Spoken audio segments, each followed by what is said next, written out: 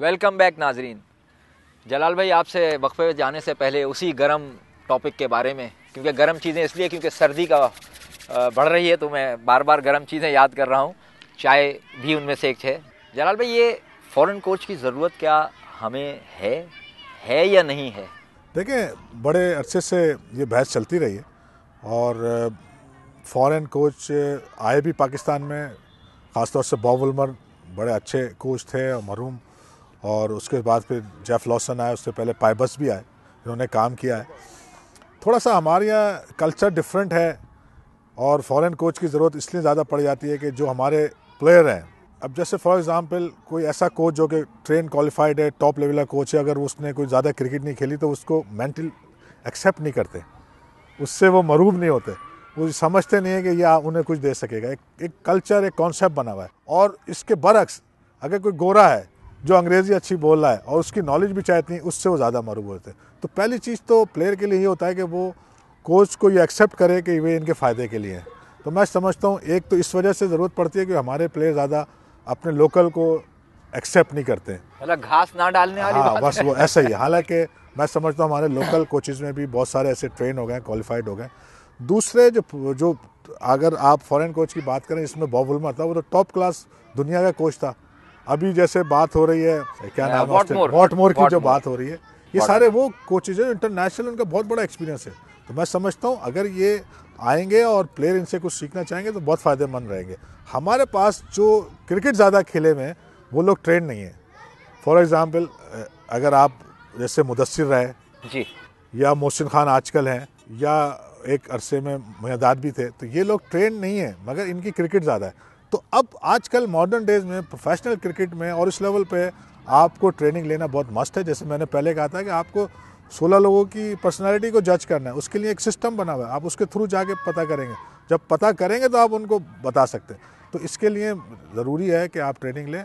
तो हमारे पास जो टॉप प्लेयर हैं वो इत्तेफाक से उन्होंने किसी ने ट्रेनिंग नहीं ली हुई, तो यहाँ पे जो हमारे प्लेयर हैं वो एक्सेप्ट नहीं करते ऐसे प्लेयरों को जो कि ज़्यादा क्रिकेट नहीं खेले हुए। तो मैं समझता हूँ कि इस सिचुएशन में क्वालिफाइड जो ट्रेन बाहर से कोचेज आते हैं, फॉरेन कोचेज, उनकी अभी ज़रूरत है हमें, जब तक कि हमारा कॉन्सेप्ट चेंज ना हो जाए, जो हमारे लड़कों का कॉन्सेप्ट चेंज ना हो जाए।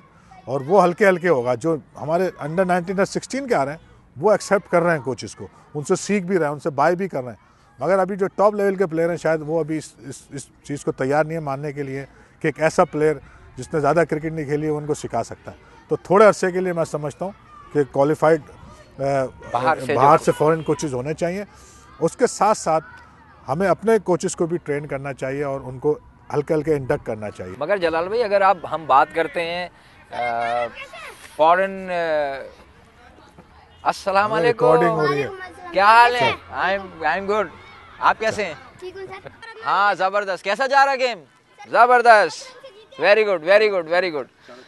अच्छा जलाल भाई, ये बात ये कर रहे थे कि हम क्वालिफाइड कोच की, तो क्या आप अपने आप को उस कैटेगरी, हम तो समझते हैं कि आप क्वालिफाइड हैं और आप कैपेबल हैं पाकिस्तान टीम को के कोच होने के लिए? देखिए, यकीनन मैंने ट्रेनिंग ली है और मैंने उससे बहुत कुछ सीखा है। मैंने ऑस्ट्रेलिया का लेवल 3 किया है और इंग्लैंड से भी किया, और इन फील्ड ट्रेनिंग भी मैंने ली है।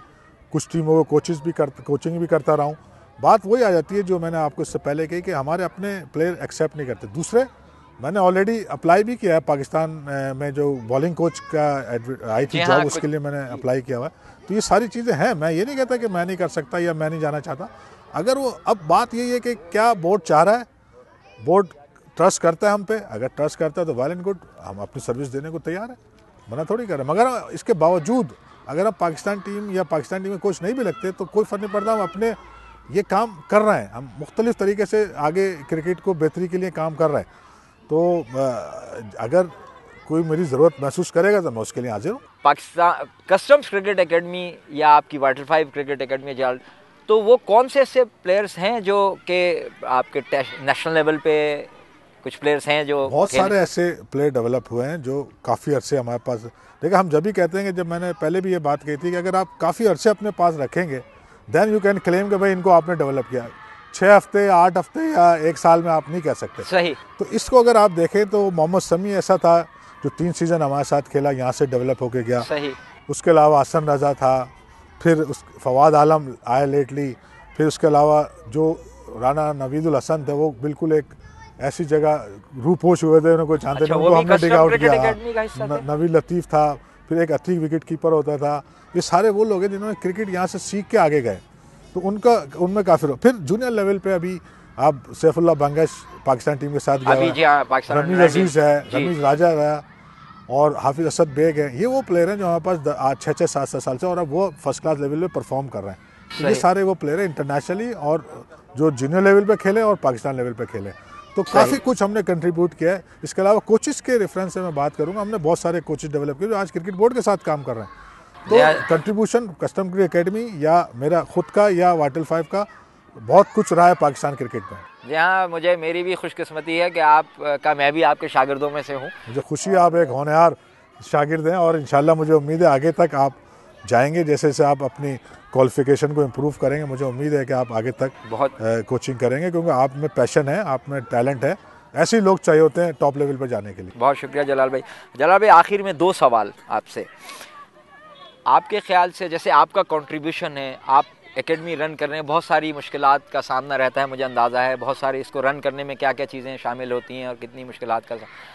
आपको क्या नेशनल या प्रोविंशियल लेवल से कुछ ऐसी फंडिंग वगैरह होती है, या अगर नहीं होती तो होनी चाहिए? नहीं, होनी तो डेफिनेट चाहिए, क्योंकि बहुत से काम हम यहाँ पे ऐसे कर रहे होते हैं जिसमें बहुत सारे फ़ंड चाहिए होते हैं, और बाज़ चीज़ें इस फंड ना होने की वजह से भी ख़राब हो जाती हैं।